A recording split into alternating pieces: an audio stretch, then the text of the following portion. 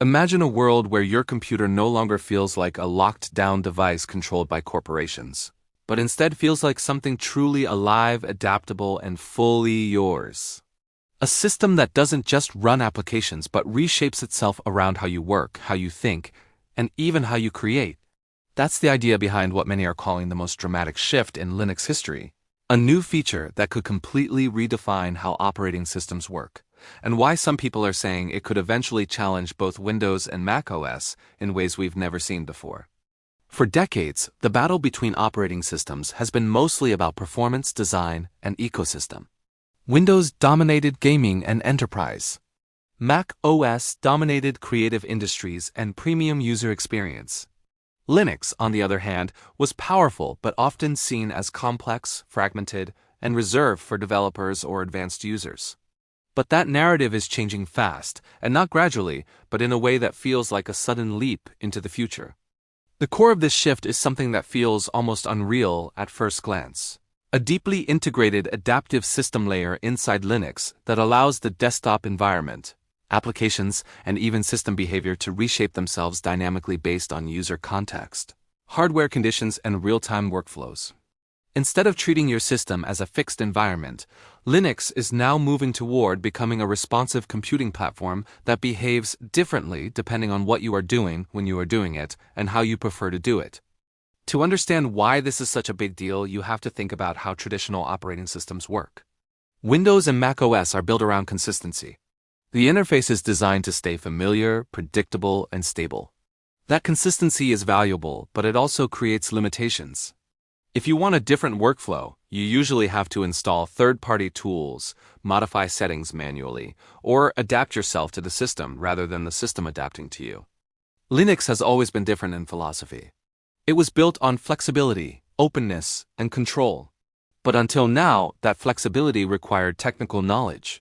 The average user could not easily take advantage of it. What is changing now is that Linux is beginning to combine its traditional power with intelligence and automation that does not require deep technical expertise. This new feature essentially introduces what many developers are calling context-aware system morphing. Instead of static desktops, Linux environments can now detect what you are doing and reconfigure themselves in real time. If you're coding, your system can automatically switch into a development-optimized layout with performance prioritization, distraction-free UI elements, and intelligent background resource allocation.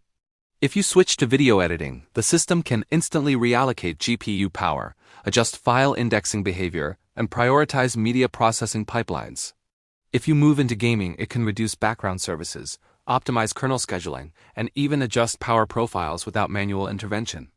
This is not just automation. It is system-level adaptation. Another revolutionary aspect of this shift is the integration of what can only be described as modular desktop environments. Instead of choosing between GNOME, KDE, or XFCE and sticking with one, Linux now allows dynamic blending of interface components. You can have KDE-style customization panels combined with GNOME-style workflows, or even switch UI paradigms instantly based on the task at hand. The desktop is no longer a fixed identity. It becomes a fluid space that reshapes itself continuously. Now imagine what that means for productivity. Instead of learning how to navigate a system, the system learns how you work. Over time, it builds a behavioral model of your habits. It knows when you usually open certain applications, how you organize your workspace, and what resources you prioritize.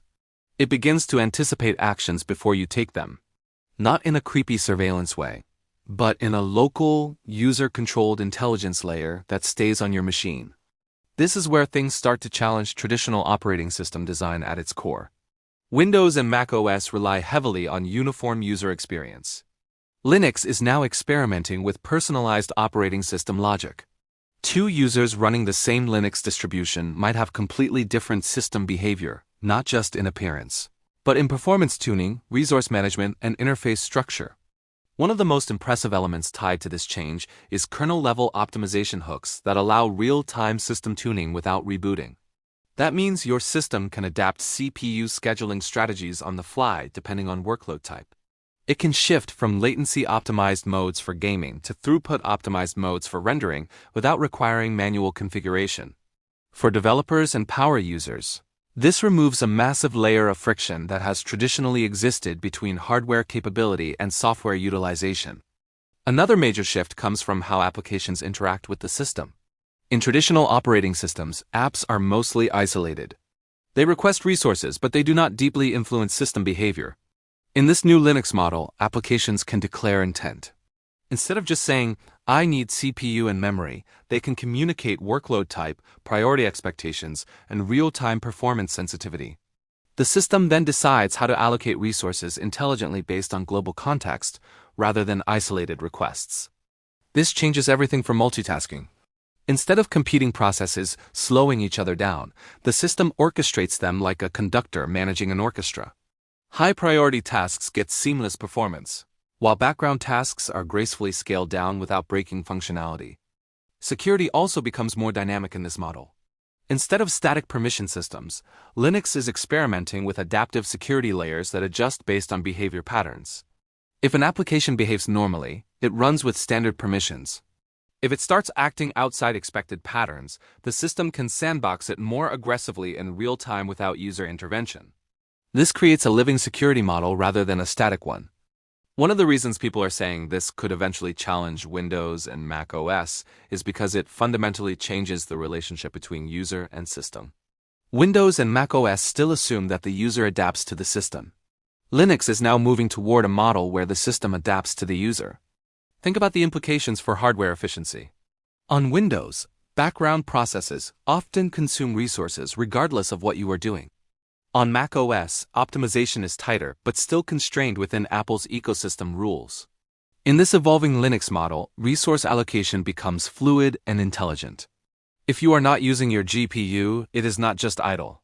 It can be reallocated to background AI tasks, indexing, or system optimization, then instantly freed when needed again. Another fascinating development is the rise of self-healing system behavior. When system components fail or degrade, Linux can now attempt automated recovery processes without requiring full restarts. Drivers can reload dynamically, services can migrate, and corrupted processes can be isolated and replaced on the fly. This dramatically reduces downtime and makes the system feel more resilient and alive. Even file systems are becoming smarter. Instead of static storage structures, Linux is experimenting with adaptive file indexing that prioritizes frequently used data, predicts future access patterns, and reorganizes caching layers in real time. This leads to faster load times not just through hardware improvements but through intelligent data management. The visual side of this transformation is equally impressive. Desktop environments are beginning to integrate real-time compositing effects that adjust based on workload. During heavy tasks, the interface becomes minimal to conserve resources. During idle periods, it can become visually rich, animated, and expressive. It feels less like a fixed UI and more like a living environment that breathes with your system's performance. Now, of course, the question arises, could this really make Windows and macOS obsolete? The realistic answer is more nuanced. Obsolescence in technology rarely happens overnight. Windows and macOS have massive ecosystems, deep enterprise integration, and decades of user familiarity. But what Linux is doing here is shifting the direction of future computing. It is not just competing on features anymore. It is redefining what an operating system can be. If this adaptive model continues to evolve, it could create a generational shift. Developers, power users, and eventually mainstream users may start expecting their operating systems to behave intelligently rather than statically. Once that expectation becomes standard, traditional OS models will feel outdated. There is also the open source advantage. Because Linux is community-driven, these innovations spread rapidly across distributions. What starts as an experimental feature in one environment can quickly propagate across the ecosystem. That level of innovation speed is something proprietary systems struggle to match. Gaming is another area where this could have massive impact. With adaptive performance tuning at the system level, Linux could potentially eliminate much of the performance overhead that has historically kept it behind Windows in gaming dominance. If the system can automatically optimize GPU scheduling, reduce latency spikes, and manage drivers intelligently in real time, the gap could shrink dramatically. For developers, this new Linux direction is almost like having a self-optimizing workstation. Compiling code, running containers, managing virtual machines, and testing environments could all benefit from system-level awareness that reduces bottlenecks automatically. For everyday users, it could mean a computer that simply feels faster, not because hardware changed, but because the system is constantly adapting to make everything smoother. Still, challenges remain. Such deep system integration introduces complexity in debugging, compatibility, and predictability. Some users may prefer stable, unchanging environments where behavior is consistent. There is also the question of standardization across distributions. Since Linux is not a single unified product but an ecosystem of many variations. But even with those challenges, the direction is clear. Computing is moving toward intelligence, adaptability, and personalization at the system level. And Linux, with its openness and flexibility, is in a unique position to lead that transformation. What we are witnessing is not just a new feature. It is a philosophical shift in how operating systems are designed. Instead of static tools, they are becoming dynamic partners. Instead of rigid interfaces, they are becoming adaptive environments. Instead of passive execution layers, they are becoming active participants in how computing happens. If this trajectory continues, the future of operating systems may not be defined by Windows, macOS, or Linux as separate entities, but by how intelligently a system can understand and respond to its user. And in that future, Linux is positioning itself not just as an alternative, but as a potential blueprint for what comes next. Whether it fully replaces traditional systems or not, one thing is certain. The era of static computing is slowly coming to an end, and something far more fluid, intelligent, and responsive is beginning to take its place.